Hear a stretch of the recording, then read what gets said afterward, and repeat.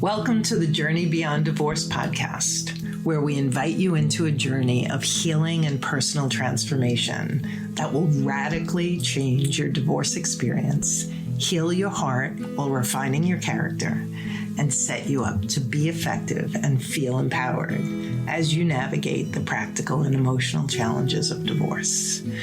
I'm your host, Karen McMahon, founder of Journey Beyond Divorce. My divorce brought me to my knees, and it also transformed me and set me on this path to help you.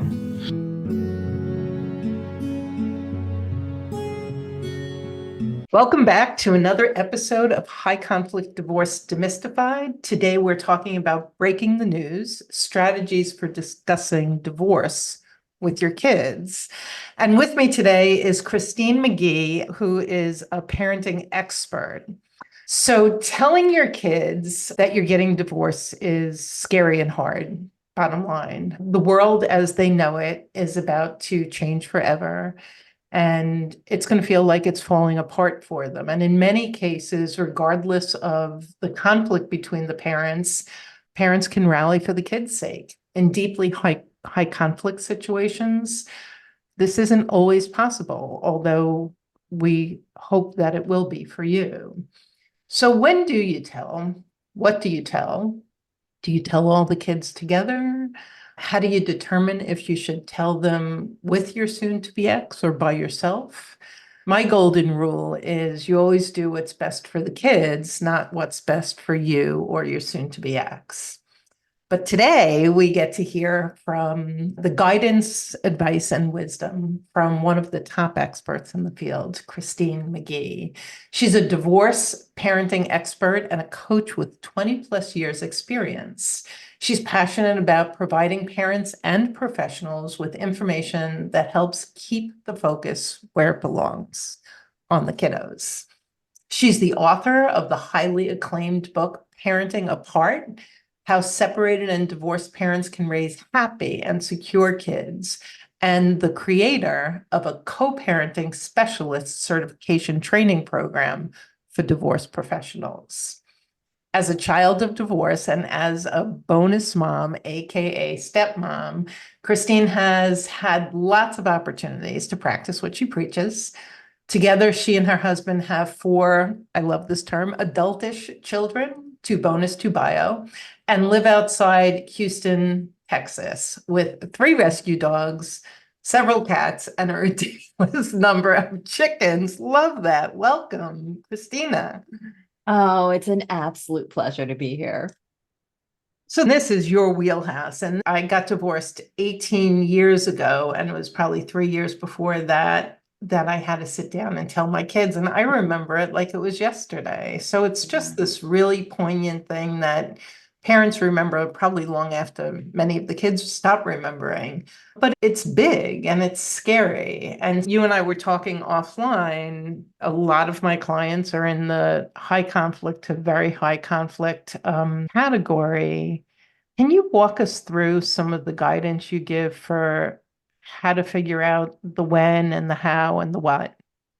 Right. Well, the when is so important, and you're absolutely right. It is a daunting conversation to think about. And so a lot of parents are very reluctant to engage and having that conversation. And many of them put it off because they don't have all the answers, or they haven't figured it out, or my co-parent is not cooperative and they can't agree. And so how in the world can I have this conversation? What I find more often than not is most parents wait too long.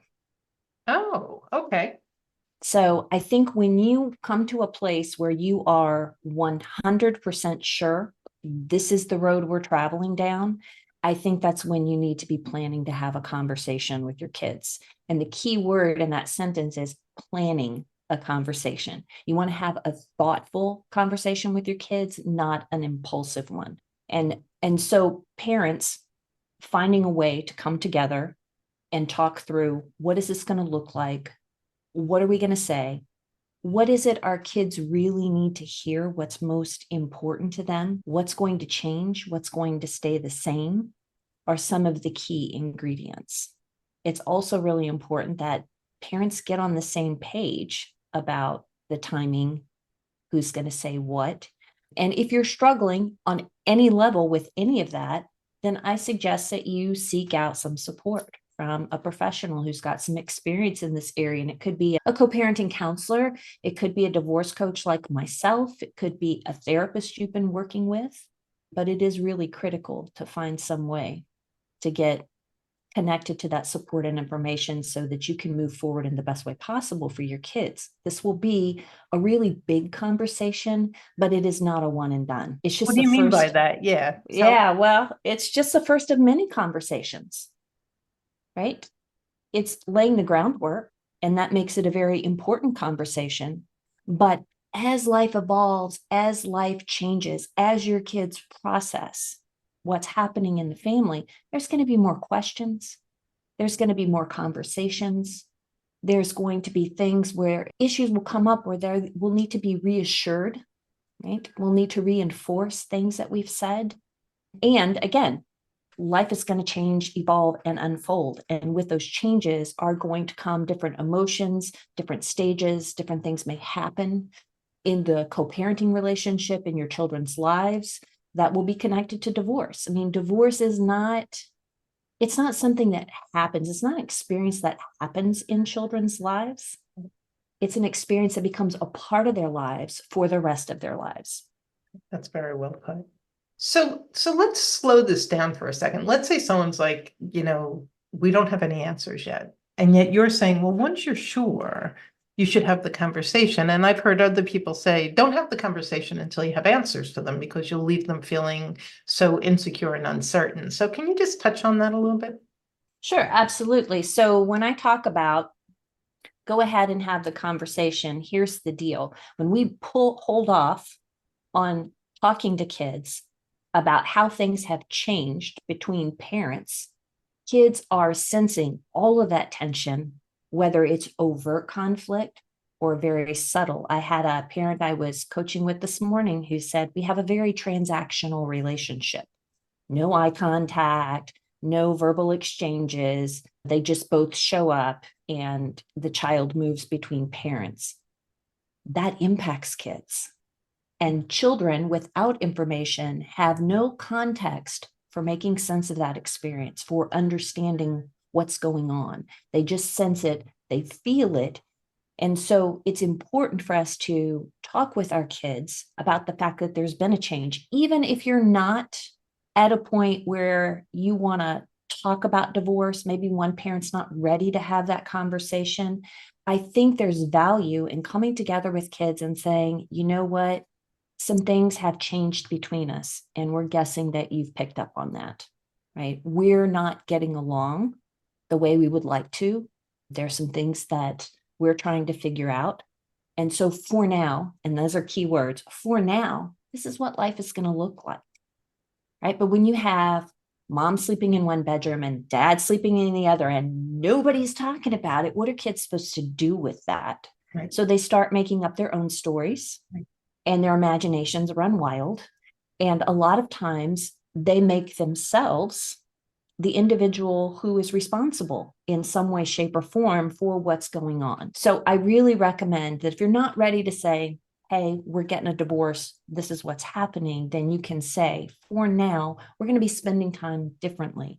And I do suggest that parents that are remaining in one household because for whatever reason they can't live in two separate households, they can't make that transition, to use that to their advantage as an opportunity, right, to transition their kids, to start a time-sharing arrangement and experiment with what's working with the kids and how they can parent separately while they're in the same household. So much value in that too, learning what someone is and isn't capable of, accepting that they do it differently, which doesn't mean that it's right or wrong. It's just different, and tamping down your own judgment, especially if you've been the primary parent.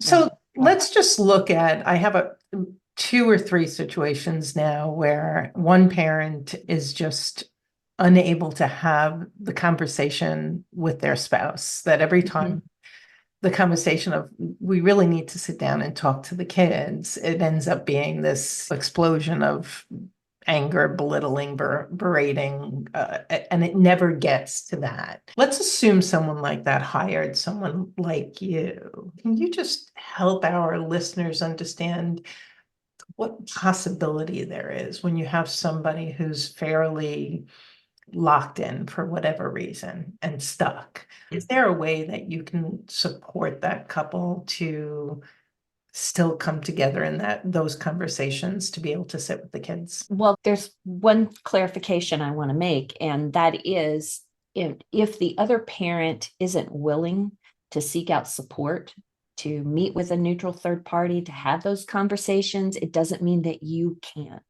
I would say I have a select coaching practice, and a vast number of my clients, I'm only working with one parent because there's a lot that you can do as one parent to really make things better for your kids. You can't control what the other parent does or the choices or how they're reacting, but you can control how you respond. You can control what you say to your kids and the context you give them for understanding, and how you structure the household and how you shield them for conflict. And kids are going to do much better long term if one parent can be that stable, nurturing, predictable, consistent, grounded person in their lives than if nobody gets it together and we keep going through the cycle of acting and reacting to each other.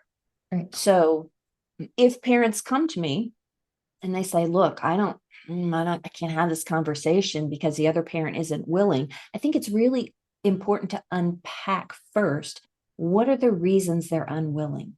Right. That can make a really big difference. Is it how you're talking about what life is going to look like? Are you using words like custody and the majority of the time is going to have to be mine, and you're going to have to move out, and this isn't working for me, and you need to do, that might be a different conversation. So I think the why is really important to unpack before you can address how do we move forward. And once you get clarification about that and you get some feedback, a lot of times I will ask parents to reflect on, was there ever a time when the two of you handled a parenting issue together successfully? What did that look like? What made that work? Has there been any time over the last several months where the two of you have been able to have a productive conversation about the kids? Oh, okay, what made that work? How could we repeat that success? See, those are really critical components, but a lot of times we just want to write the other parent off as impossible. There's nothing I can do. And so I don't have a choice, right? I have to tell the kids by myself. Right. So I think you have to take a look at all the dynamics and then make a decision. Now, if it's truly a situation where you've got a parent who's just dug in their heels, they're my way or the highway, there may be personality disorders, there's a high conflict personality, and it's going to create a lot of tension, and there's very different perceptions, you absolutely may be better off having a conversation on your own with the kids. But there are certain things you need to think through in terms of the timing, how you're going to handle it, what the fallout will be from that with the other parent. Are you creating a more difficult situation for your kids? So just don't go into it blindly. Yeah. So you started off by saying planning is vital. So there's two things. One is, I'm curious what it is. So you said one thing on the timing is as soon as you say something.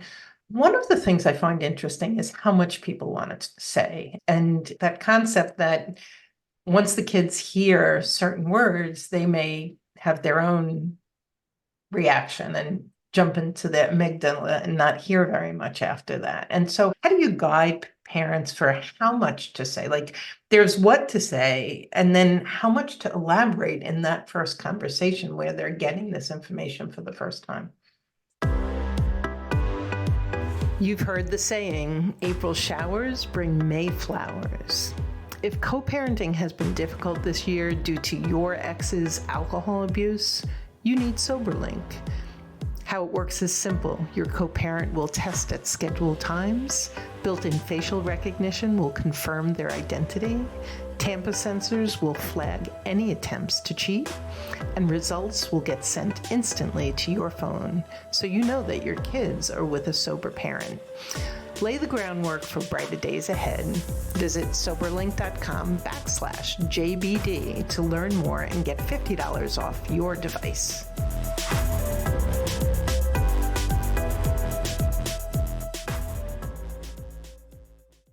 You need to map it out, have a plan in place. What is it that needs to be said? What are going to be really critical and important issues for our kids based on their age and stage of development, right? So for very young kids, they might want to know, am I still going to stay in that same house? Am I going to go to the same school? Will I see grandma? What will happen to Scruffy the dog? Older kids might want to know, so what does this mean for my future? Am I still going to be able to go to college? What about getting a car? Where will I be spending the holidays? What are the critical components to the best of your ability that you need to plan for? Remember, this isn't a one and done. And so it needs to be a kind of short, straightforward conversation. So you let kids know we've made a decision and this is the decision we've made. And I highly recommend being very clear in your language and using the word divorce. A lot of parents want to bypass that because they think somehow it'll make it softer. It'll make it easier for kids to take in. It just confuses them. Yeah. It's just confusing. So use clear language. We've made it a decision to divorce, and a divorce means, right? We're no longer partners, but we will always be your parents. Right. And if you know that even if your spouse is willing to have the conversation with you, but they've made it very clear that the kids will know that you had a divorce or this was your choice, not mine, or that you're destroying the family. What do you recommend in situations like that, where that's the dialogue happening behind closed doors with the other parent? Are there ways of moving that parent along, or what are the guidelines? Well, I would say that if you could engage that parent in a three-way conversation, that's the first thing I would recommend. Yeah. A lot of times when parents are really struggling, because infidelity, that's a hard one, right? Parent had an affair or they did this to me and it's all their fault. I mean, I think placing all the blame at one parent's feet, again, creates a conflict for kids. They feel like they have to be judge and jury. Who do I believe? Who's right? Who's wrong? And kids view themselves as 50% of each parent. So what kind of messaging is that sending? Yep. So we have to take all those things into consideration. A lot of times when a parent is set on blaming and they're very angry, I mean, anger, there's a lot underneath that. And almost always it's fear and pain, right? They're still really hurting. Yep. They can't they can't be accountable at this point in time emotionally. So I think the first thing is paying attention to where they are emotionally. How can you soften it or give them some support? How can you share information to help this parent really think about focusing on the kids? And regardless of how you feel about one another, the one thing that parents will always have in common is how much they love their children in most cases. Yep. Right. And so how can we approach the conversation in that way with gentler language instead of pushing back? Well, it's not my fault. You did this to me. I know this is an important issue. I understand you are really angry with me and you have every right to feel that way. And how is this going to impact our kids to hear this information? So making sure to acknowledge and validate the parent who's struggling so that they can actually hear you and perhaps collaborate with you. Yes. And regardless of how we feel about one another, That's right. Right? We're always going to be the only parents our children are ever going to have. Right. And I want to support your relationship. And I hope in turn you will want to support mine. Now, will that always tick the box and they will flip like a light switch? No. But it's a good place to start. Well, you've done the best you can, right? You did your part and then you move on from there. If you have a parent who is absolutely insistent on laying blame, here's the other caveat. I don't encourage the parent who is receiving the blame to set the record straight, to tell their side of the story, or to dig into all the reasons why. So I had like that worst case scenario. And so I just decided I'm going to sit down and I'm going to tell my kids and I'm going to tell them it was my decision and I'm going to, and I'm going to get thrown under the bus anyway. So let me just show up and just say, look, and there was a lot of conflict. So there didn't have to be any blame. You just had to say, you guys feel it. It's like the house is just so tense and it's not good for anybody. And so I think that oftentimes parents are afraid to own that because of long-term ramifications. The child will like love the other parent more. And I don't think that's the case. I think what you said earlier about good communication and building trust and being that open-hearted, compassionate person, even if you're initially seen as the one breaking the family, so to speak, it still can play out beautifully for you and your kids. Yes, I agree. It's not easy by any stretch of the imagination. And I also think that sometimes parents feel like, well, if I don't tell my side of the story, then I am signing off on this other person's version of quote unquote the truth.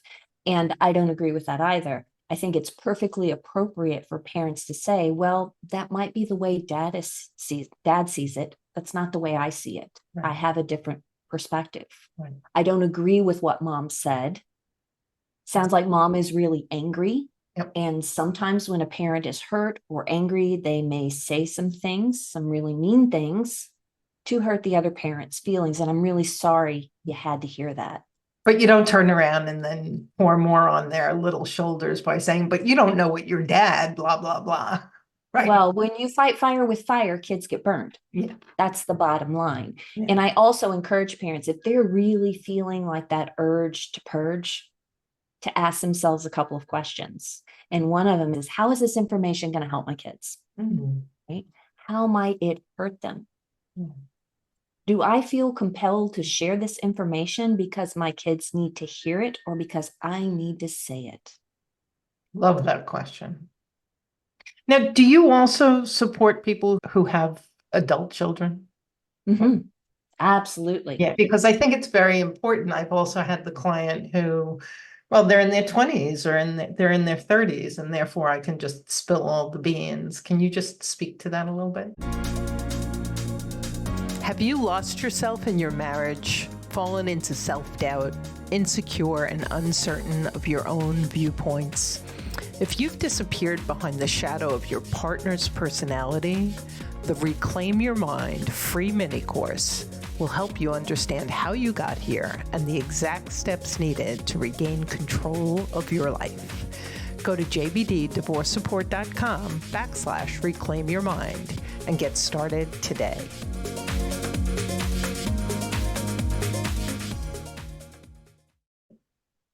I'm going to circle back to this idea that you are going to be the only parent your children will ever have, whether they're 2 or 22. You are still the parents. And I had a woman I'll never forget in one of my classes, was an adult child of divorce. And she said she was in the car with her mom. Her parents had divorced. She was an adult. And mom just laid everything out, like no stone was unturned. And she told me everything. And she got really quiet and she said, and I didn't want to know everything. So when we are sharing intimate details of our relationship about who did what to whom, right? We're really putting kids in the middle, and we're also putting them in those roles of feeling like they may need to be caretakers or peacemakers or negotiators or emotionally responsible, the confidant, right? And those are not situations or roles that children should ever have for parents, no matter how old your kids are. I also really recommend that if people are going through divorce and they have adult children, now they don't fall under the purview of the family court. They're usually talking about how they're going to divide assets and retirement and what we own and what we owe. But I really encourage those parents to think about creating and crafting a code of conduct. Like, how are we going to continue to function as parents in responsible ways for our kids so that they don't get caught in the middle? Because I hear from adult children all the time, like holidays, nightmare. Yeah. Because both parents have the same expectation of us being there and spending equal time, Yep. grandchildren's birthday parties, graduations, weddings, sitting parents at different ends of the reception because they're worried they're going to tear each other's heads off. And I encourage parents with older kids to really ask themselves, what kind of memories do I want my children to have when they look back on those big milestone moments in their lives? Beautiful.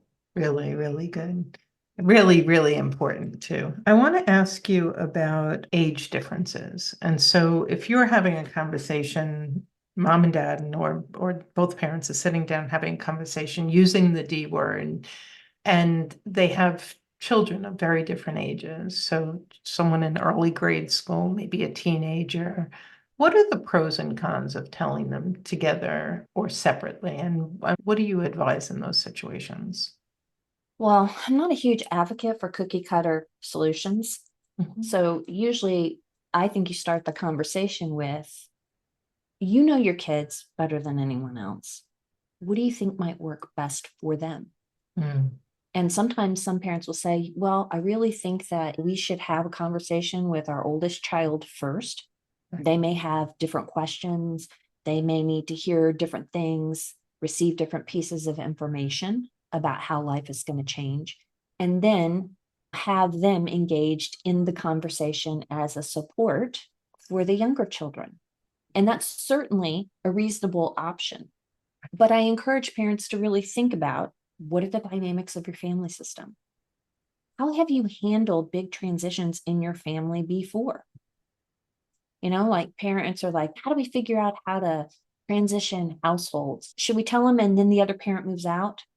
And I say to them, all right, well, let me ask you this. If you were moving your child to a new school, would you just take them to the new school, drop them off at the door and go, hey, sweetie, have a great day. See you in the afternoon? Right? No, you wouldn't. You'd go on a test run, you go meet the teacher, you drive by the school, you take a look at it, you talk them through what that first day is going to be like, and where are you going to sit in the lunchroom because you don't know anybody at this new school yet, and let's get the clothes together and let's get the backpack, right? We would transition our kids, and you would use the same approach when you're talking about this conversation and how you shift from one home to two homes. So boundaries, and we could talk about this with young kids and we could talk about it with the adult kids. I think that's a second conversation. So you have a child who's like, okay, well, I have a lot of questions, but their questions aren't necessarily appropriate for the parents to answer in any significant detail. Can you chat a little bit about that? Oh, well, this is a huge issue, especially with teens and young adults, right? Because Who you have tell them, opinions? yes, and all right, but you can tell me the truth. You can tell me the real reason, what's going on here. Have you ever been happy? How long have you been unhappy? So I think you need to prepare yourself for the why and what some of those questions might be. And I'm going to encourage you to think about scripting a very measured and balanced conversation that does not expose kids to the intimate details that draws them into the middle. That's hard to balance. I also remind parents that just because your kid is asking, just because they're expressing to you they have a need to know, doesn't mean they should have the information. I think you can say to kids, you know what, I get it. You've got questions, and I always want you to feel comfortable asking me. And when I can, I'm going to answer them. However, I want you to understand that our problems are not your problems. And there are certain issues or dynamics in our relationship that are going to remain private because they're between the two of us and they have nothing to do with you. I had a client who, it wasn't the divorce conversation, but she had a middle school child and he just kept asking, like, when is this divorce going to be over? When is it going to be over? And she would go into conversations about the court and the negotiation. And I said to her, why is he asking? And she said, well, because he wants to know. And I said, would you go home and ask him why he's asking? And she came back and she's like, you're not going to believe it, Karen.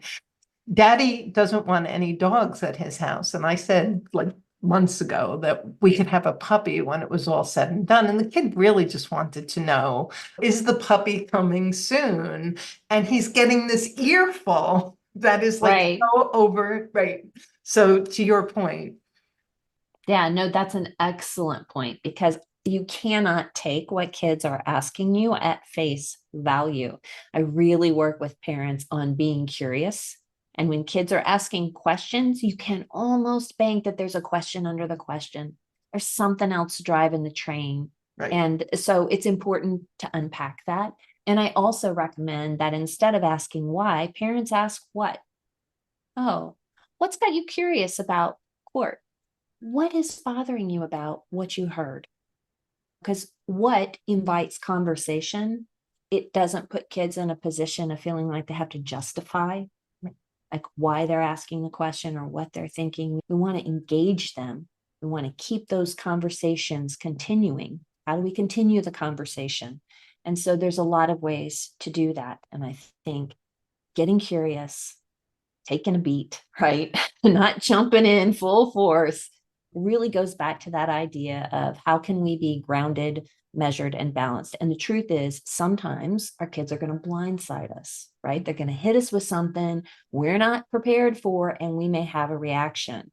And so, have you developed an exit strategy for yourself in those moments where you can take a pause, maybe go, wow, that's such a big question. I really need to go to the bathroom. So hold that thought. Right. Okay. Gosh, I'm having a lot of feelings about that question, and it's an important one. And I really feel like I want to give you a thoughtful answer. I need to think about this, and I will get back to you. And then you tell them when you're going to get back to them, Right. versus being impulsive when the emotions are revved up, because a lot of parents over talk. They either over talk or they under talk. Too little information or too much information. Neither is helpful for kids. And I think that you and I know it's like none of us are at our best when we're going through a divorce. The And worst. certainly the high conflict divorce. You're a messy, sloppy version of yourself. You've been in a lousy relationship. You're triggered, you're reactive, you don't know how to regulate yourself. And your little people, the people you love more than anything else, you're now having these conversations. And it's easy to get lost. And I loved having a mantra, having an exit plan. And it all comes back to your first word, which is plan. Plan and plan well, because these are your people, your little people, and you want to navigate them with kid gloves and great care. Well, I think along with that plan, I think it's really important for parents to think about how are they going to support themselves through this process in order to be that best version of themselves when they're going through the worst circumstances in their lives. And it's a huge, huge challenge to do that. When those emotions kick in, when we get flooded, our brains are simply not online. Yeah. Right? We are working against our own biology, which is telling us fight, flight, freeze, flee, The bear is going to get all of those things. And you can't access that part of yourself to really show up in the way you might want to. And so, how are you going to access good information? Where's your circle of support? How can you create a circle of support for your kids as you're moving forward? I say this all the time to clients. It's hard to see the picture when you're in the frame. So, who in your life is going to stand outside the frame and help you gain the perspective that you need to make the best possible choices? And I love that you just said something about the kid support too. I remember we were in a school district that had what they called the banana splits program. Oh, yeah. So my kids were in group therapy in like first and second grade, and they had their own therapist. And so I think it really helped them. If I were to look for a silver lining, their emotional intelligence was growing at a very young age, and they had safe people who were listening and asking questions. And that's so important, both for the parents and for the kids if the situation requires it. Yeah, I am a big believer in the value, especially of group for kids. Like when kids can come together with other kids It's so powerful because kids are just like us as adults. We're going through it. We always think, oh, I'm the only one who feels this way. Right. And they're not. And Right. so to hear from other children and to have those feelings affirmed and validated by other kids who Right. are in it, it can be enormously valuable. And that's why I love the documentary Split and Split Up the Teen Years, because it brings the voices of children to the forefront. And if kids don't have access to a group, if they don't have access to other kids, they can hear children speak straight from the heart Yep. about what it feels like to go through this process and to really be empowered to find a way to speak their own truth Yeah.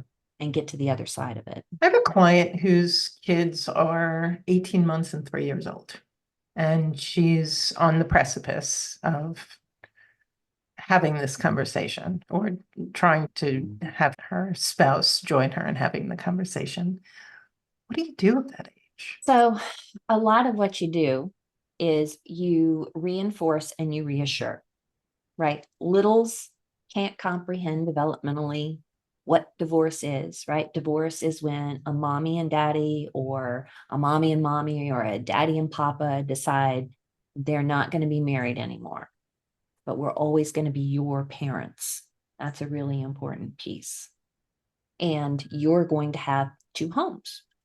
You're going to have a home with mom, and you're going to have a home with mama. You're going to have a home with mom. You're going to have a home with daddy. Things will change. You want to keep it very simple. But it's going to be an ongoing conversation where you're going to need to reinforce, because what's going to happen is those littles are going to get stressed out. I mean, they soak it up like a sponge, and then it comes out in their behavior, right? They're acting it out Right. because they don't have the ability to talk about it in words.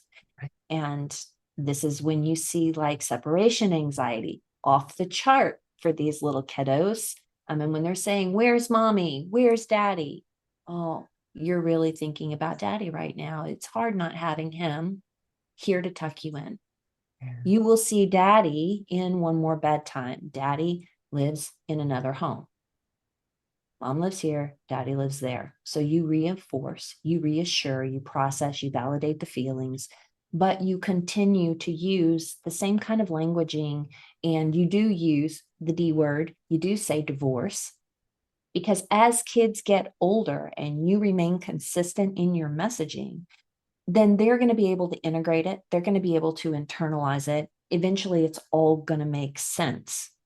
But more often than not, parents just want to bypass it because they're too little to understand. So, what is it about the telling that we haven't touched on yet that we want to cover before we wrap up?